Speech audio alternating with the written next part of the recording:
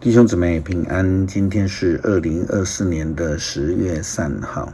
今天的经文是诗篇第8篇，创世纪20章第1节到18节，加拉太书第3章23节到29节。今天要跟大家分享的主题是与基督联合。基督徒应当追求亲近上帝，诚实的做人。如同昨天新眼光读经的进度，上帝要这个耶利米先知呢，不要为以色列人祷告，并不是因为上帝不好心而是上帝要以色列人自己跟他建立良好的关系，与主联合。亚伯拉罕被上帝呼召来跟随上帝，但是他原本的个性为人，却让他经常的离开了上帝。他曾经已经到了上帝要应许给他的迦南地，却是因为信心不足，而看见饥荒之后，就自行决定下到埃及。在半路又因为自己的太太撒来的关系，